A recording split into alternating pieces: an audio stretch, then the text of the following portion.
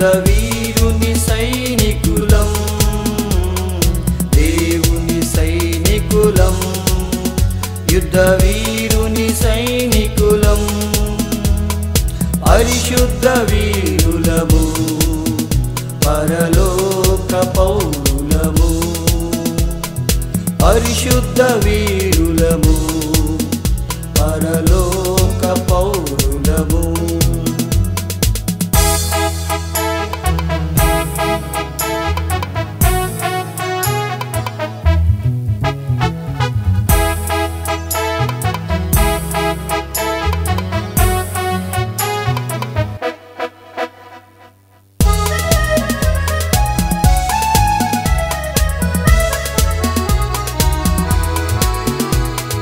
ప్రభు యేసు సన్నిధిలో, ప్రభు ప్రేమ సమర్పణలో, ప్రభు యేసు సన్నిధిలో, ప్రభు ప్రేమ సమర్పణలో, ప్రభు మహిమను పొందగా పరలోక బలముతో, ప్రభు మహిమను పొందగా పరలోక బలముతో, దేవుని సైనికులం, యుద్ధ వీరుని సైనికులం, దేవుని సైనికులం, యుద్ధ వీరుని సైనికులం, పరిశుద్ధ వీరులము, పరలోక పౌరులము, పరిశుద్ధ వీరులము,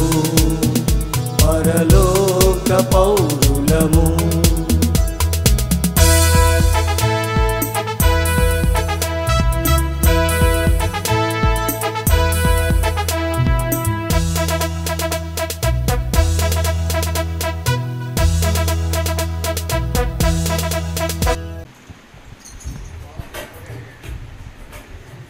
దేవునికి మహిమ కలుగునుగాక. హల్లెలూయా. మంచిది. పరిశుద్ధ గ్రంథంలోంచి కొన్ని వాక్యాలు ధ్యానం చేద్దాం. కీర్తన గ్రంథం నుండి 41వ కీర్తన 9వ వచనం. పరిశుద్ధ గ్రంథంలో నుండి నేటి వాక్య ధ్యాన నిమిత్తమై కీర్తన గ్రంథం 41వ అధ్యాయము 9వ వచనం. నేను నమ్ముకొనిన నా హితుడు నా విహితుడు నా ఇంట భోజనము చేసినవాడు నన్ను తన్నుటకై తన మడిమెనెత్తెను. ప్రార్థన. పరిశుద్ధుడును ప్రేమగల మా పరమ తండ్రి, ఈరోజు నీ మందిరంలో నిన్ను స్తుతించడానికి, ప్రార్థించడానికి, ఆరాధించడానికి, నీ నామమును మహిమపరచడానికి నువ్వు ఇచ్చినటువంటి మహాకృపకి వేలాది స్తోత్రములు చెల్లిస్తూ ఉన్నాం. ఆశతో, విశ్వాసంతో, భక్తితో నీ సన్నిధికి వచ్చిన బిడ్డలందరినీ దర్శించండి. వినగల చెవి, గ్రహించగల మనస్సు మా అందరికీ అనుగ్రహించండి. నువ్వు మాట్లాడే దేవుడు, మాట్లాడించేవాడు, ఆశ్చర్యమైన కార్యాలు జరిగించగల దేవుడు, సమర్థుడు, శక్తిమంతుడు. ఈ స్థలమందు మీరు మాతో ఉండి మాట్లాడి నీ కార్యములు జరిగించి వినగల చెవి, గ్రహించగల మనస్సు మాకు దయచేయమని, నీ వాక్కులు వెల్లడిగుడుతోడనే వెలుగు కలుగును, తెలివిలేని వారికి తెలివినిచ్చేది ప్రశస్తమైన పరిశుద్ధమైన వాక్కుని స్థలంలో వెల్లడిపరిచి ఈ బలమైన కార్యాలు స్థలంలో జరిగించి నీ సాక్షులుగా నిలబెట్టుకున్నామని యేసు నామమున ప్రార్థించి వేడుకొంచున్న మా పరమ తండ్రి, ఆమేన్. హల్లెలూయా. పరిశుద్ధ గ్రంథంలో కీర్తన గ్రంథం 41వ అధ్యాయము 9వ వచనంలో, నేను నమ్ముకొనిన నా విహితుడు నా ఇంట భోజనము చేసిన వాడు నన్ను తన్నుటకై తన మడిమెనెత్తెను. చాలా విలువైనటువంటి మాట. దావీదు మహారాజు గారు తన వేదనలో, బాధలో, తన శ్రమలో, తన సమస్యలో దేవునికి ప్రార్థన చేసుకుంటూ, విన్నవించుకుంటూ రాసినటువంటి కీర్తన. హల్లెలూయా. ఎందుకు ఇంత విపత్తు వచ్చింది దావీదుకి? దావీదు ఎందుకు బాధపడుతూ ఈ మాట మాట్లాడుతున్నాడు? నేను నమ్ముకున్న నా విహితుడు అనే మాట చెప్పాడు. తను మడిమెనెత్తెను అనే మాట చెప్తున్నాడు. ఎందుకు ఇలా జరిగింది? కారణం ఏంటి? దావీదు గొప్ప యుద్ధశూరుడు, బలాఢ్యుడు, గొప్ప చక్కటి పరిపాలన చేసినటువంటి గొప్ప గొప్ప యోధుడు. హల్లెలూయా.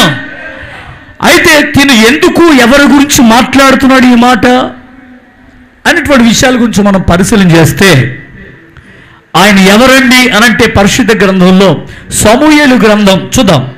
2వ సమూయేలు గ్రంథం 15వ అధ్యాయము. 2వ సమూయేలు గ్రంథం 15వ అధ్యాయము 12వ వచనం చదువుదాం. 2వ సమూయేలు గ్రంథం 15వ అధ్యాయము 12వ వచనం. మరియు బలి అర్పింపవలన నుండి అబ్షాలోము గిలోనీయుడైన అహితోపేలు అను దావీదు యొక్క మంత్రిని గిలో అను అతనికి ఊరికి పిలిపించాను. దేవునికి స్తోత్రం. హల్లెలూయా. ఎవరి గురించి దావీదు మాట మాట్లాడాడంటే ఆయన పేరు అహితోపేలు. ఏ పేలు? అహితోపేలు. గిలోనీయుడైన అహితోపేలు. బాగా గమనించాలి. దేవునికి స్తోత్రం. ఈ అహితోపేలు ఎవరయ్యా అనంటే దావీదు స్నేహితుడు. స్నేహితుడే కాదు, అతడు మంత్రిలో ఒకడు. మంత్రి అలాగనే మంత్రే కాదు, అడ్వైజర్ కమిటీలో ఒక సభ్యుడు.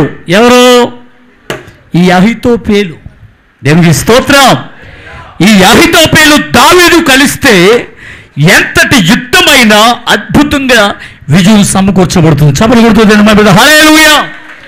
దావీదు తన సీక్రెట్స్ అన్నీ తెలుసుకున్నవాడు ఎవరో అహితోపేలు. అహితోపేలు స్కెచ్ చేశాడు అనంటే ఖచ్చితంగా యుద్ధంలో విజయం సమకూర్చబడవలసిందే. అతడు ఆలోచించిన ఆలోచన దేవుని ఆలోచన అంత గొప్పది అంటే బైబిల్లో చాలా విపులంగా వ్రాయబడింది. హల్లెలూయా. అహితోపేలు రాజు దావీదు కలిస్తే వారికి ఎదురే లేదు, తిరిగే లేదు. దేవునికి స్తోత్రం. చక్కగా పరిపాలన జరుగుతున్నటువంటి సమయాల్లో అహితోపేలు దావీదు మీద ఒక రకమైనటువంటి వ్యతిరేకత మొదలైంది. ఎప్పుడు ఎవరికి ఎలాంటి వ్యతిరేకత వస్తుందో ఎవరికి తెలియదు. కలిసి ఉన్నంత వరకు, కలిసి తిరిగినంత వరకు, స్నేహంగా ఉన్నంత వరకు, స్నేహంగా ఒకరికొకరు ఇచ్చిపుచ్చుకున్నంత వరకు, చక్కగా తిని త్రాగేంత వరకు, కలిసి తిరిగేంత వరకు ఎక్కడా కూడా ఎలాంటి నష్టం, శ్రమలు, సమస్యలు రావు. హల్లెలూయా. ఎప్పుడు వస్తుందో ఖచ్చితంగా ఏమొస్తుంది? ఆటంకం వస్తుంది. నీ స్నేహితుడే నీకు శత్రువు అయిపోతాడు. నువ్వు నమ్మినటువంటి స్నేహితురాలే నీకు శత్రువుగా మారిపోద్ది. నువ్వు ఎవరు నమ్మావు, ఎవరి మీద ఆధారపడ్డావు, ఎవరు నా సర్వస్వం అనుకున్నావు, వాళ్ళే నిన్ను ముంచే రోజు ఒక రోజు ఉంటుంది. అందుకనే మనుష్యులను నమ్ముట కంటే యెహోవాను ఆశ్రయించుట మేలు. నమ్మిన వాడు గట్టిగా చప్పట్లు కొడుతుంది. హల్లెలూయా. దేవుని మీద ఆధారపడేంత వరకు దావీదుకి ఎదురులేదు, తిరగలేదు. ఇప్పుడు తన సీక్రెట్స్ అంతా తెలిసిన వాడు అహితోపేలు. అహితోపేలు తన మనసులో క్రూరమైనటువంటి వ్యతిరేకత పెట్టుకున్నాడు. ఎందుకయ్యా అనంటే దానికి కారణం తర్వాత చెప్తాను. దానికి స్తోత్రం. హల్లెలూయా. ఈ లోపుగా దావీదుకి నష్టం వచ్చింది, కష్టం వచ్చింది, శ్రమలు వచ్చాయి, సమస్యలు వచ్చాయి. ఏమండి అధికారం కోల్పోయి ఏమండి చెరువుల చుట్టూ, అడవుల చుట్టూ సహాయం కొరకు పరుగులెడుతున్నటువంటి సమయం. హల్లెలూయా. అహితోపేలు ఉన్నాడు, హుషై ఉన్నాడు, యోవాబు ఉన్నాడు, సర్వ సైన్యం సమూహం, యుద్ధ బలాచులు, యోధులు ఉన్నారు అని మురిసిపోయేటువంటి ఈ దావీదుకి ఇప్పుడు విపత్తు వచ్చింది.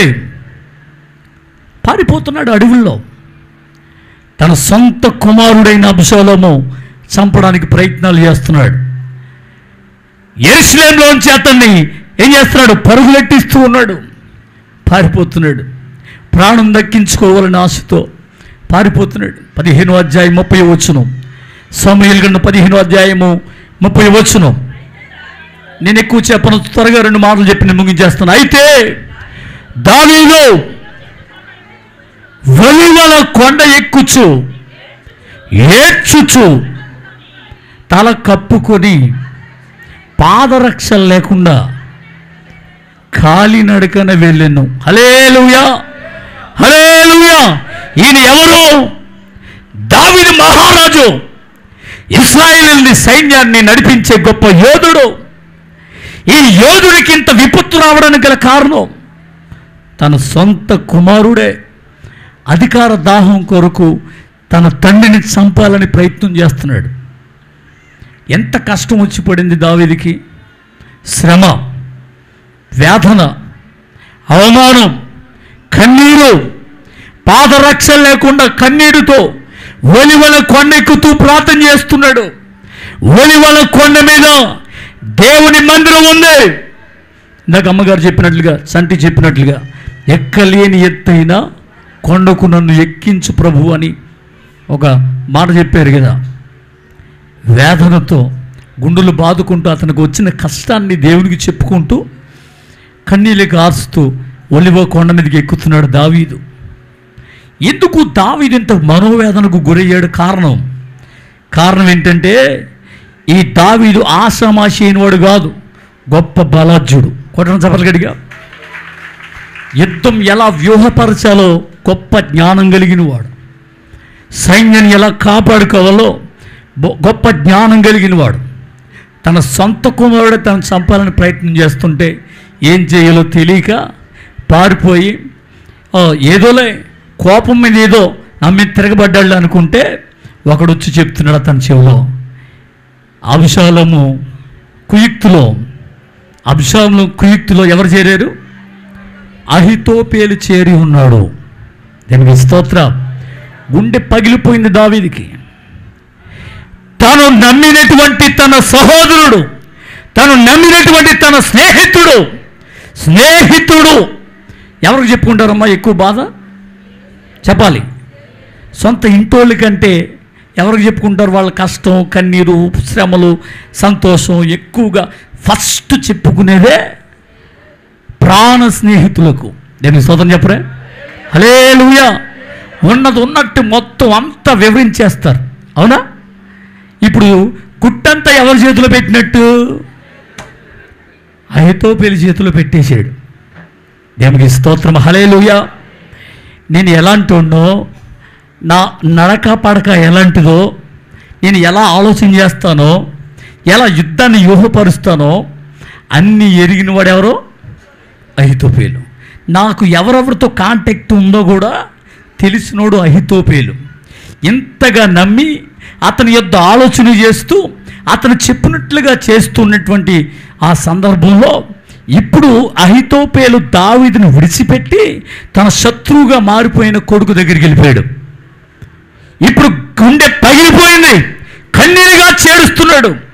ఇక నా బ్రతకడానికి ఏమాత్రం కూడా అవకాశం లేదు, నా జీవితం ఏమైపోయింది, బద్దలైపోయింది అనుకున్నాడు. నేను మరలా తిరిగి రాజ్యాధికారంలోనికి రాలేనేమో. వేదనతో గుండె పగిలిపోయి కన్నీళ్ళు కాచి ఒలీవల కొండ మీద దేవుని సింహాసనం దగ్గర దేవుని మందిరంలో ఆయన శరణాన్ని ఆశ్రయించి ఆయన పాదాలు పట్టుకుని బ్రతిమాలడం, ప్రార్థన చేయడం ప్రారంభించాడు దావీదు. కొట్టడం చప్పట్లు గట్టిగా. హల్లెలూయా. ఇప్పుడు ఎందుకు కుట్ర పన్నాడు? ఎందుకు శత్రువుతో చేయగలిపాడు అహితోపేలు ఎప్పుడూ కూడా ఈ రకమైనటువంటి ఆలోచన చేయలేదుగా. అహితోపేలు దావీదుతో ప్రాణ స్నేహితుడుగా ఉన్నాడుగా, మంత్రిగా ఉన్నాడుగా, సలహాదారుడుగా ఉన్నాడుగా. ఎందుకు తన మనసు మారిపోయింది? ఒక కారణం ఉంది. దేవునికి స్తోత్రం. హల్లెలూయా. కొంతమంది తెలుసో తెలియకో పాపం చేసి తర్వాత తప్పు అయిపోయిందని కన్నీళ్ళకి ఆ గుండెలు బాదుకుని ఏడ్చి దేవుని దగ్గర క్షమాపణ వేడతారు. హల్లెలూయా. కానీ ఒక్కొక్కళ్ళు మాత్రం దాన్ని వదలరు, వాళ్ళ మైండ్లో అలాగే ఉంటుంది. ఆ వ్యక్తి ఎంతగా మారుమనసు పొందినా, ఎంతగా వారు గుండెలు బాదుకొని కన్నీళ్ళుగా ఏడ్చి దేవుని దగ్గరికి క్షమాపణ వేడుకున్నా, వీళ్ళ మైండ్ మాత్రం అక్కడే ఆగిపోద్ది. ఎక్కడా ఒక చోట ఉందే, ఆ చోటు దగ్గర ఆగిపోయింది. యేసు ప్రభు అంతటోడే సమరయ స్త్రీతో, అమ్మా ఎవడును నీకు శిక్ష విధించలేదా? నేనును నీకు శిక్ష విధించను, ఇక్కడ పాపం చేయదు అన్నాడు. కొట్టడం చప్పలు గడిగా హల్లెలూయా. ఇంకా ఎప్పుడు పాపం చేయలేదామే. ఇప్పుడు ఈ దావీదు ఒకానొక సమయంలో ఒక పని చేశాడు. హల్లెలూయా. యుద్ధానికి వెళ్ళవలసినటువంటి దావీదు యుద్ధానికి వెళ్ళకుండా మిద్ది మీద అటు ఇటు తిరుగుతూ చూడరాని సన్నివేశం చూశాడు. ఎవరో? దావీదు. ఆమె పేరు బెత్సబా. దేవునికి స్తోత్రం. ఆ బెత్సబా ఎవరికి సంబంధించిన వ్యక్తి? ఉరియా భార్య. అవునా? ఇంకా హల్లెలూయా చెప్పేసాం మనం, చక్మని చెప్పేస్తాం ఉరియా భార్య అని. దేవునికి స్తోత్రం.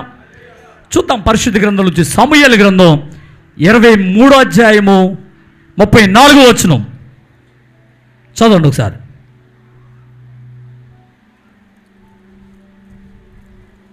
చదవాలి.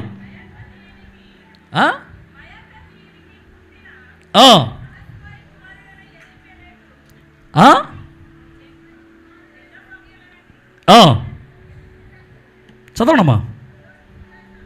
గిలోనీయుడైన, అది పాయింట్, గిలోనీయుడైన అహితోపేలు కుమారుడైన ఎలీయాము. పాయింట్ అర్థం చేసుకోండి. ఎలీయాము ఎవరైనా? ఎలీయాము. సమూయేలు గ్రంథం 11వ అధ్యాయము 2వ సమూయేలు గ్రంథం 11వ అధ్యాయం 3వ వచనం. 2వ సమూయేలు గ్రంథం 11వ అధ్యాయము 3వ వచనం. ఆమె బహు సౌందర్యవతి అయి ఇండుట చూచి దావీదు దాని సమాచారం తెలుసుకొనుటకై ఒక దూతను పంపాను. అతడు వచ్చి ఆమె ఎలీయాము కుమార్తెయు హిత్తీయుడగు ఉరియాకు భార్యనైన బెత్సబా అని తెలియజేయగా. దేవుని స్తోత్రం. చాలు, పాయింట్ వచ్చేసిందా? ఇప్పుడు బెత్సబాకి తాత ఎవరో? అహితోపేలు. పాయింట్ అర్థమైందా లేదా? హల్లెలూయా. ఇప్పుడు పాయింట్ పట్టుకున్నాడు. అహితోపేలు దావీదుతో ఉన్నాడు.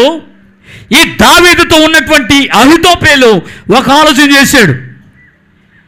వీడు ఎంత దుర్మార్గుడు, నా మనవరాల్ని తన భర్తను చంపి తను వసూలు చేసుకున్నాడుగా, ఏమైనా సరే ఇతను చంపాలనుకున్నాడు.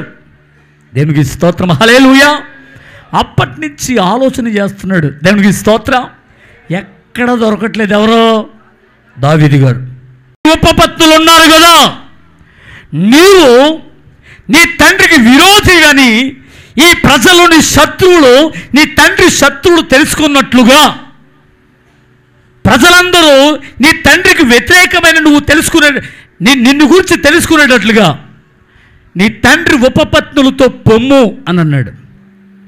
ఎంత పనికిమాల ఆలోచన అండి.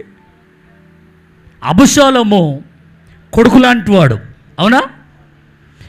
బిలాము గారి పనికిమాలను బోధ చేసేవాడు ఈ అహితోపేలు. బిలాము గారికి అహితోపేలుకి పొంతనే లేకుండా ఉంది. ఇప్పుడు బిలాము గారు ఒక బోధ చేశాడు మిద్యానీయులతో కలిసి. హల్లెలూయా. మోయాబీలతో కలిసి వారికి ఒక బోధ చేశాడు. వారి దేవుడు వారి పక్షాన నిలబడ్డాడు. వారి దేవుడు వాళ్ళని విడిచిపెడితేనే కానీ మీరు వారి మీద పడి యుద్ధం చేయలేరు. వారి దేవుడు ఇశ్రాయేలు పక్షంగా ఉండకుండా ఉండాలంటే రెండు పనులు చేయాలి. అప్పుడు వారు నమ్మిన దేవుడు వాళ్ళు విడిచిపెట్టేస్తాడు అని చెప్పాడు. ఏంటయ్యా 2 పనులు అని అంటే, ఒకటి, దేవుడికి విగ్రహారాధన అంటే పడదు. నేను స్తోత్రం చెప్పరే. ఏం పడదు? విగ్రహములు చేసుకున్న వాటికి నమస్కరించిన మన దేవుడికి అస్సలు పడదు. దేనికి స్తోత్రం. మన దేవుడు విగ్రహం కాదు, ఆత్మయి ఉన్నాడు. కొట్టిన చెప్పలు అడిగారు. హల్లెలూయా. ప్రజలందరూ చేసుకోనివ్వండి, మీకెందుకు? వాళ్ళు ఏదో అనుకుంటున్నారు, చేసుకోని, నీకెందుకు? జీవము కలిగిన దేవుణ్ణి ఆశ్రయించే సపలు కొడుతుంది. హల్లెలూయా. ఆత్మయి ఉన్నాడు. అమ్మగారు పాడు కట్టారు. ఆయన సజీవంతో ఉంటే మనం అదే ఆయన శరీరంతో ఉంటే వెళ్ళి చూడాలి యెరూషలేము. ఆత్మయి ఉండి మనలో ఉండి మనల్ని నడిపిస్తున్నాడు. కొట్టడం చెప్పడం అడిగా. ఆరోగ్యం ఉంటేనే, పట్టు చీర ఉంటేనే విగ్రహం దగ్గరికి వెళ్ళి నిలబడాలి. బట్టలు సరిగ్గా లేకపోతే అక్కడికి వెళ్ళరు. ఎక్కడికి? సెంటర్కి. అర్థమైందా? ఈ సెంటర్లో ఒకటి, ఆ సెంటర్లో ఒకటి, ఆ సెంటర్లో ఒకటి. దీనికంటే అది ఎక్కువ అంట, అది కంటే ఇది ఎక్కువ అంట, దీనికంతా ఎక్కువ అది ఉందంట, దానికంటే ఇది ఎక్కువ, ఇదని ఇలా తిరుగుతున్నారు. అక్కర్లే, నువ్వు ఎక్కడికి వెళ్ళక్కర్లే. నువ్వు ఉన్న చోటనే మోకరించి ప్రార్థన చేస్తే నీ పక్షాన దేవుడు నిలబడతాడు. సభలు కొడుతుంది. హల్లెలూయా. బిలాము గారు చేసిన బాధ ఏంటో తెలుసా? విగ్రహములు చేసుకున్నట్లయితే, వాటికి నమస్కారం చేసినట్లయితే వారి దేవుడు వాళ్ళని విడిచిపెట్టేస్తాడు. వారు విగ్రహములకు పూజ చేసేటట్లుగా మీరు ప్రోత్సహించగలరా? అయితే వాళ్ళ దేవుడు వాళ్ళని వదిలేస్తాడు. పాయింట్ నెంబర్ 1 రాసుకోండి. పాయింట్ నెంబర్ 2, వ్యభిచారం అంటే అసలు పడదు దేవుడికి. వ్యభిచారమైనా జారత్వం అయినా ఏమాత్రం దేవుడు ఒప్పుకోడు. ఇది చేయడానికి మీరు ప్రోత్సహించగలరా అని చెప్పాడు. ఇప్పుడు చెప్పండి, ఈ 2 అంటే దేవుడికి అస్సలు పడదు.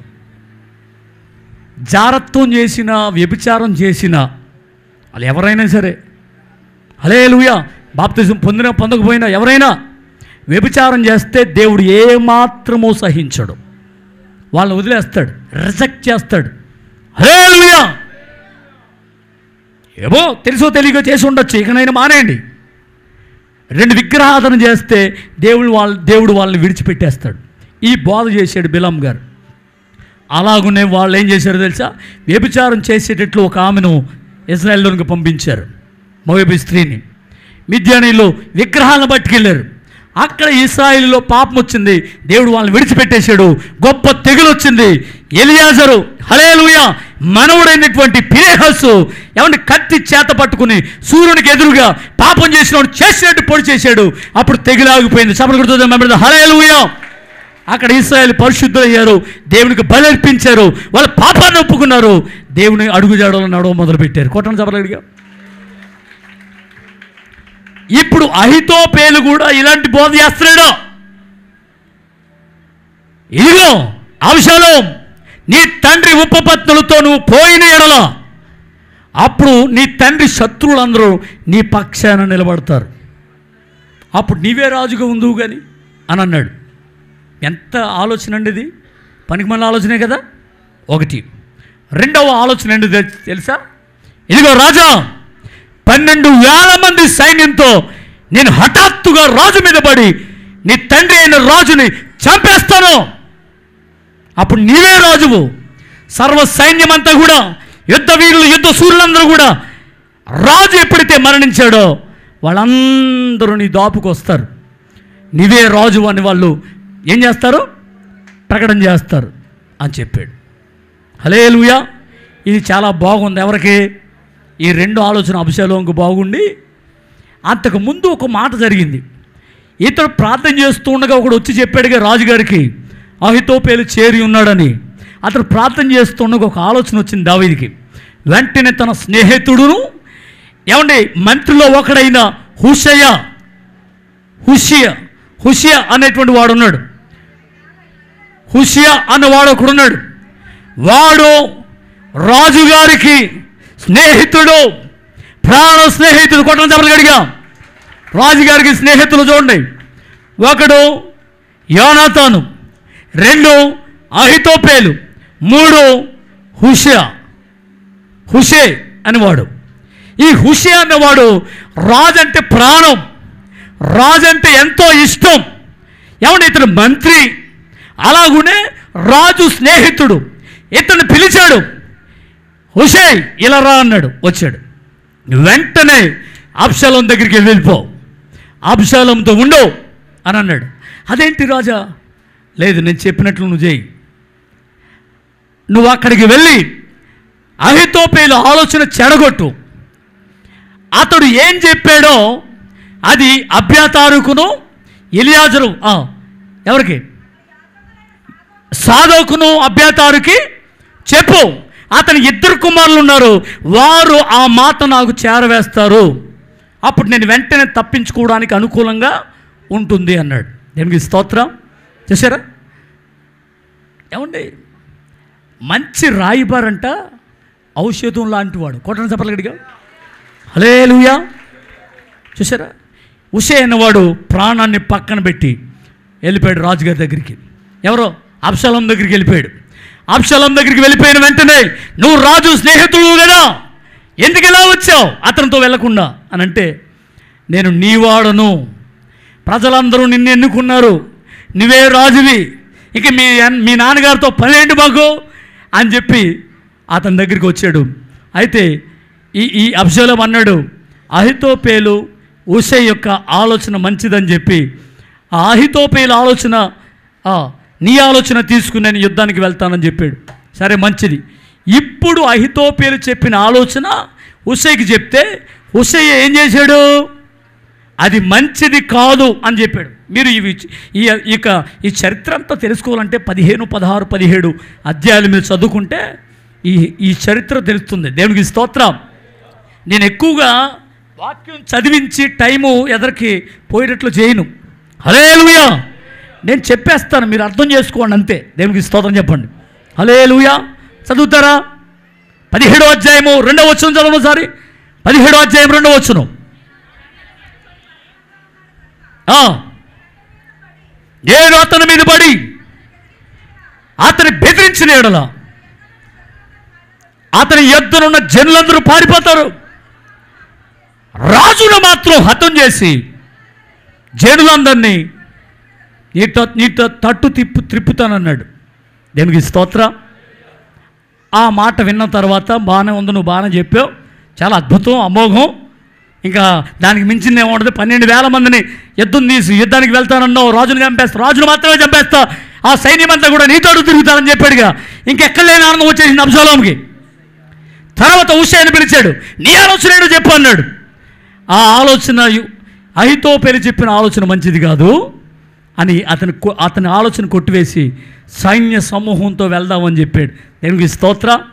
అతనికంటే ఇతని ఆలోచన బాగుందని అహీతోపెలు ఆలోచన పక్కన పెట్టేసి యుద్ధానికి సమకూర్చున్నటువంటి సమయం ఏమండి, ఇక అబ్యాతారుకును ఇంకా సోదేకును తెలియజేశాడు, ఇలా యుద్ధానికి వెళుతున్నాం, రాజుగారికి తెలియజేయమని చెప్పి ఉషై చెప్పాడు. వెంటనే వారి కుమారులతో కౌరు పెట్టారు. ఏమని చెప్పాడు తెలుసా? మీ నాన్నగారు మామూలుడు కాదు. ఏమని చెప్పాడు ఉషై? అబ్షాలోం, నీ తండ్రి మహాబలజుడు, అతని పక్షపు వారు ధైర్యవంతులు, ఇశ్రాయేలీల అందరినీ ఎరుగుదురు గనుక సింహముకు ఉన్నటువంటి గుండె ఎముక కలిగిన వారంట. కొట్టని చెప్పగడిగా. ఎలాంటి వాళ్ళు? దావీదుతో ఉన్నవాళ్ళు. ఏంటి అహీతోపెలు వచ్చేసి అని చంపేస్తా అంటే దొరికేస్తాడా? చదవండమ్మా. గుండె వంటి గుండె గలవారు సైతం. కాబట్టి ఆ ఆలోచన ఏమనగా చెప్పాడు, ఇదిగో ఎలుగుబంటి పిల్లలు పోగొట్టుకుని ఎలుగుబంటిలాగా ఉన్నారు అడవిలో, ఎలుగు చంపేస్తాం అన్నాడు. ఆయన తిరగబడిపోతాడు. అందులో మీ నాన్నగారు గుహలో ఉంటాడు, బయట యుద్ధ సూర్యులు అంటూ వాళ్ళు ఉన్నారు. కాబట్టి ఆయన చంపేద్దాం అనుకున్నారు. ఏ గుహలో ఉన్నాడో తెలియదు. ముందు ఈ సైనికుల చేతిలో పడి చచ్చిపోతారు సైన్యం. ఏంటనుకుంటున్నారో? అహీతోపెలు చెప్పిన ఆలోచన మంచిది కాదు, వదిలేయి, మనమంతా యుద్ధానికి బయలుదేరదాం, ఈ చివరి నుంచి ఆ చివరి వరకు అన్నాడు. ఎందుకు స్తోత్రం. కాబట్టి ఎలాగైతే అహీతోపెలు ఆలోచన చెడగొట్టేశారన్న వార్త విన్న వెంటనే ఎవరో కాదు, అహీతోపెలు మనసులో లేదు. ఎవరికే? అహీతోపెలుకండి. ఏదో రకంగా దావీదు చంపేద్దాం అనుకున్నాడా? దావీదు ప్రార్థన దేవుడు ఆలకించాడు. హుషై వచ్చి అహీతోపెలు ఆలోచన చెడగొట్టేశాడు. కొట్టని చెప్పలు గడిగా హల్లెలూయా. ఇప్పుడు తన వ్యూహం నిరర్థకమైపోయింది కదా. ఒకవేళ ఈ వార్త దావీదుకు తెలిస్తే దావీదు టార్గెట్ చేస్తాడు, నన్ను దావీదే వచ్చి నన్ను చంపేస్తాడేమో. కాబట్టి ఒకవేళ ఈ అభిషాలము దావీదు ఒకటైపోయి నన్ను చంపేస్తాడేమో, ఎందుకు వచ్చిన బాధ అని చెప్పి ఏమాత్రము ఉండబట్టలేక తన ఊరు వెళ్ళిపోయి ఏం చేశాడు? అహీతోపెలు ఊరేసుకు చచ్చిపోయాడు. అర్థమైందా? దేవునికి స్తోత్రం చెప్పరే. హల్లెలూయా. చెరపకురా చెడావు. ఎవడు గుంట తవ్వుతాడో వాడే పడిపోతాడు. బాగా గమనించాలి. సిచ్యువేషన్ బాగా అర్థమైంది కదా. ఇప్పుడు నేను చెప్పే మాట విందాం. హల్లెలూయా, హల్లెలూయా. ఉరిపెట్టుకు చావాల్సిన పనేంటి? ఎంత ద్రోహం చేశాడు? ద్రోహం కాదా, స్నేహానికి ద్రోహం, రాజుకి ద్రోహం, అధికారానికి ద్రోహం, హల్లెలూయా, నమ్మకత్వానికి ద్రోహం, ఇచ్చిన అధికారానికి ద్రోహం. ఎవరు చేశారు తెలుసా? అహీతోపెలు చేశాడు. అహీతోపెలు ద్రోహం చేశాడు కాబట్టి రాజుకి అహీతోపెలును రాజు చంపకుండానే, అహీతోపెలును రాజు టార్గెట్ చేయకుండానే, రాజు అహీతోపెలుతో ఏమీ అనకుండానే ఈ అహీతోపెలు తనకు తానుగానే ఉరిపెట్టుకు చనిపోయాడు. చాలా జాగ్రత్తగా మనం ఆలోచన చేద్దాం. పరిశుద్ధ గ్రంథంలో చూద్దాం. లూకాసు వార్త, పరిశుద్ధ గ్రంథంలో లూకాసు వార్త చూద్దాం. లాస్ట్కి వచ్చేస్తున్నాం. లూకాసు వార్త, మత్తయి సువార్త 26వ అధ్యాయం 23వ వచనం చదవండి. సారీ, మత్తయి సువార్త 26వ అధ్యాయము 23వ వచనం.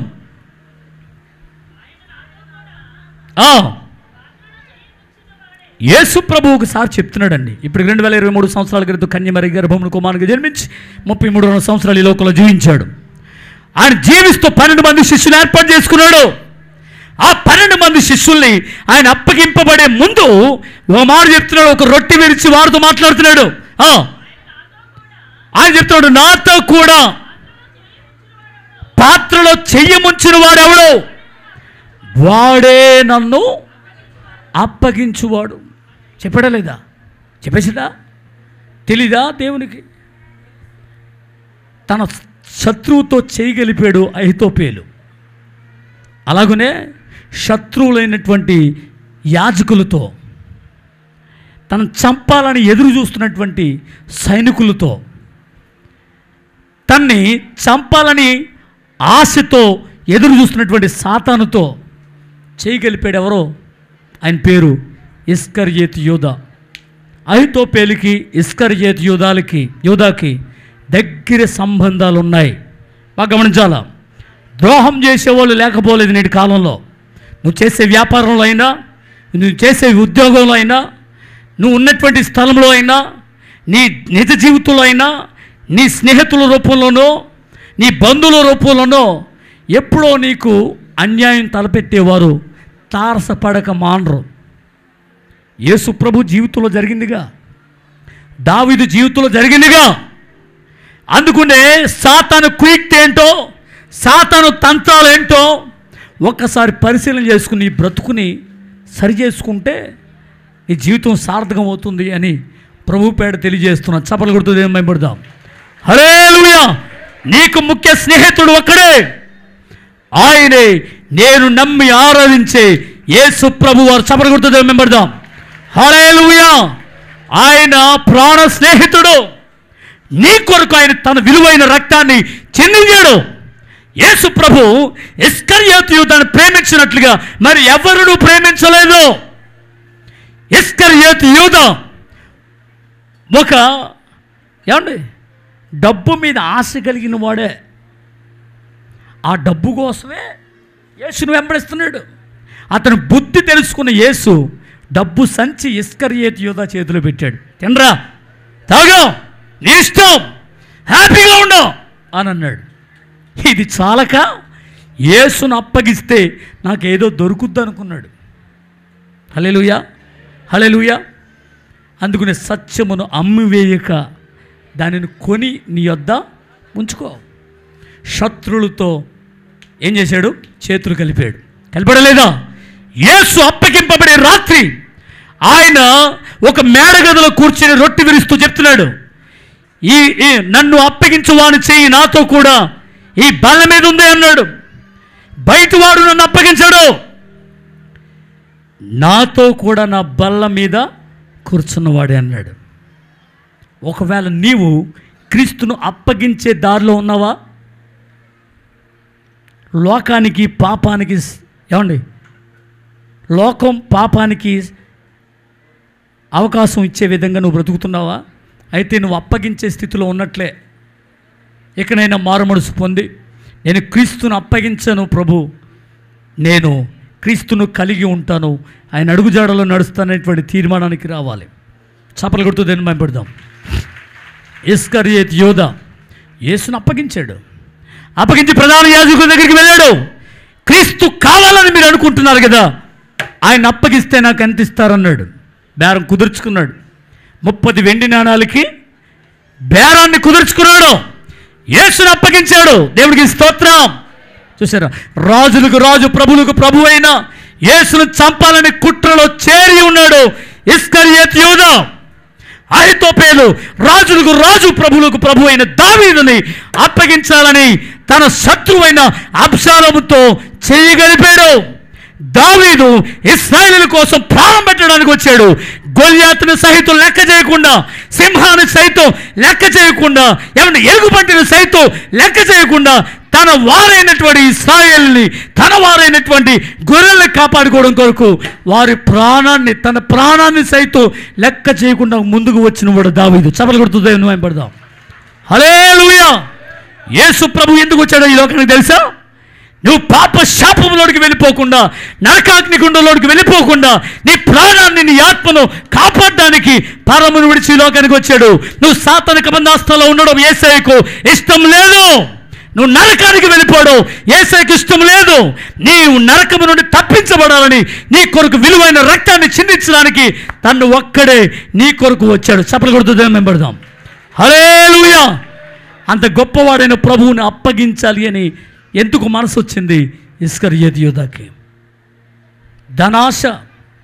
ఏదో ఆశ ఉంటేనే కానీ శత్రువుతో చేతులు కలపం. ఇకనైనా గమనించుదాం. మన ప్రాణాన్ని కాపాడడానికి వచ్చాడు, మన యొక్క ఆత్మని కాపాడడానికి వచ్చాడు, మన పరలోక రాజ్యానికి తీసుకువెళ్ళడానికి వచ్చాడు.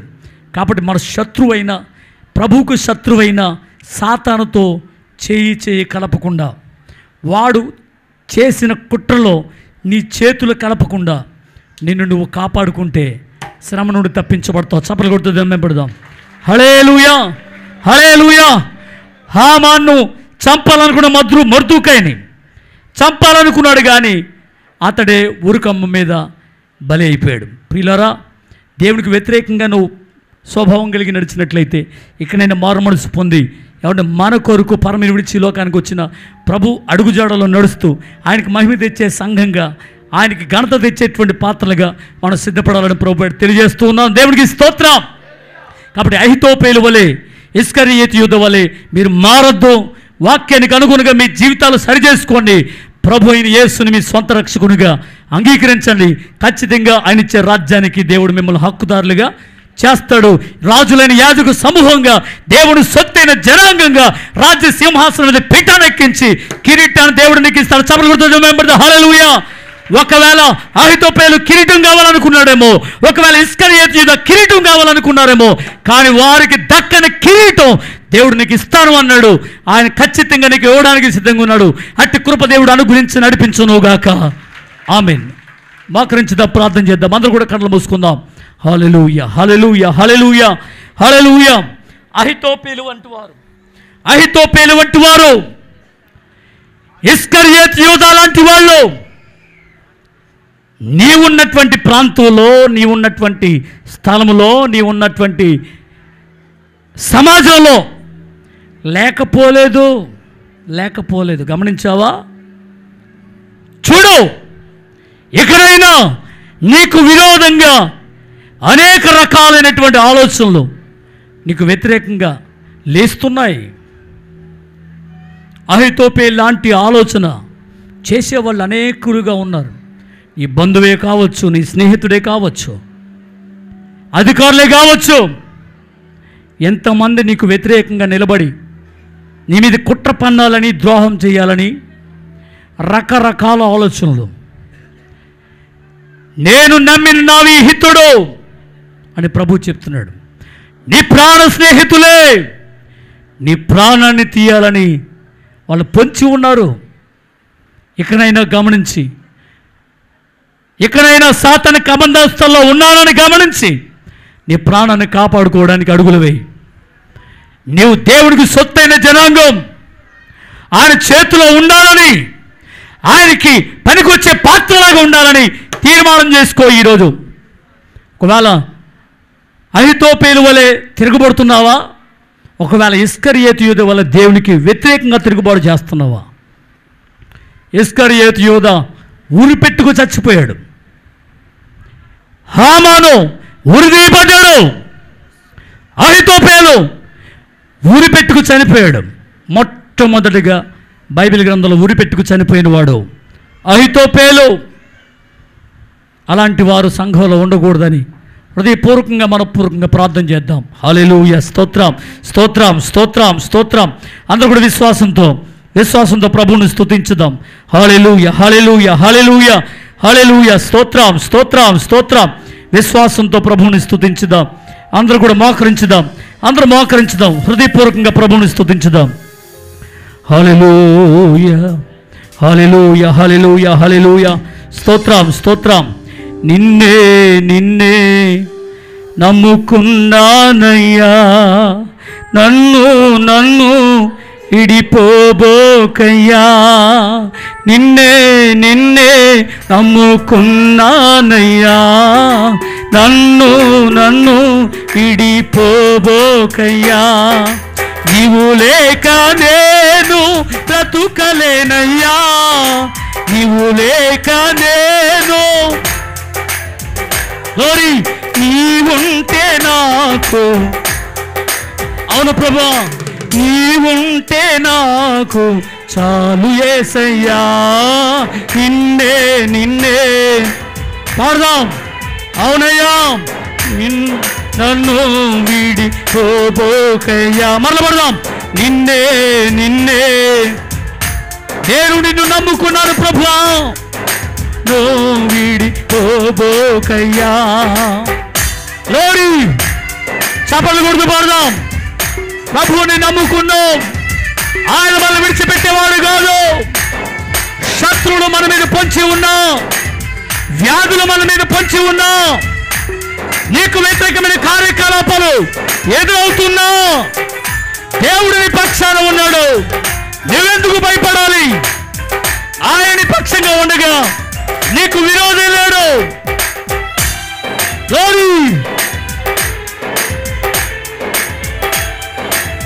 కన్నీటిలో ఉన్నావేమో, కన్నుల కన్నీరు కూడు కట్టినా, కన్నవారే కాదని నన్ను నెట్టినా. అవును, ఎవరు నిన్ను నెట్టుతూ ఉన్నారు? కన్నుల కన్నీరు కూడు కట్టినా, కన్నవారే కాదని నిన్ను నట్టినా. కారు చీకటులే నన్ను కమ్మినా, కఠినాత్ములెందరో. కారు చీకటులే తినా, ఎందరో నన్ను చుట్టినా, కఠినాత్ములెందరో నన్ను కొట్టినా. పడదాం. నిన్నే నమ్ము. పడదాం. గౌరీ నన్ను వీడిపోబోకయ్యా. దేవా, నిన్నే నమ్ముకున్నాను ప్రభువా, నన్ను వీడిపోబోకయ్యా.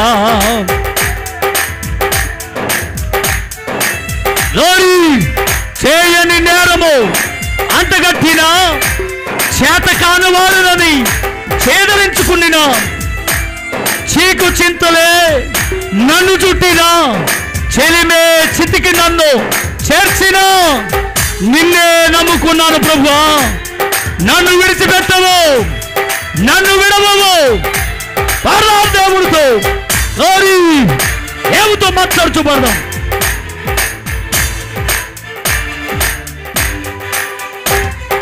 చేయని నేరము కంటగట్టినా చేత కాని వాడానని చీదరించినా. ఎవరు నిన్ను చేదరించుకుంటున్నారు? చేయని నేరము కంటగట్టినా చేత కాని వాడానని చీదరించినా.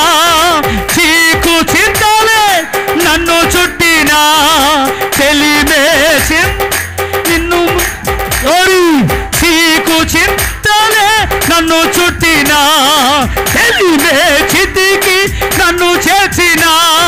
చెలిమే చితికి నన్ను చేర్చినా. నిన్నే నిన్నే అవును ప్రభువా, పార్లమందరూ కలిసే నిన్నే నమ్ముకున్నాను ప్రభువా, నన్ను విడవద్దు. నిన్ను నమ్ముకున్న మమ్మల్ని విడిచిపెట్టద్దు. నిన్నే నిన్నే నమ్ముకున్నానయ్యా, నన్ను నన్ను విడిపోబోకయ్యా. నువ్వు లేక నేను బ్రతుకలేనయ్యా, నీవు లేక నేను. అవును ప్రభా, గ్లోరీ. నీవుంటే నాకు చాలు యేసయ్యా, నీవుంటే నాకు చాలు యేసయ్యా.